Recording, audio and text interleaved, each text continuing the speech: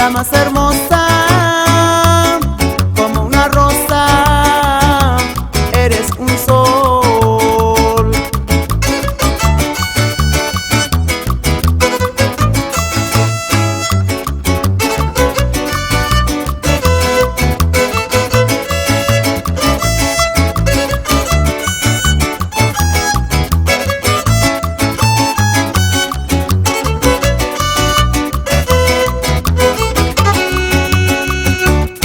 Cuando salgamos de clases yo te quiero decir que no aprendí nada en clases por pensar solo en ti.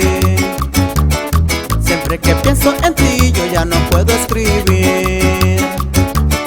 Prefiero un besito tuyo que un semestre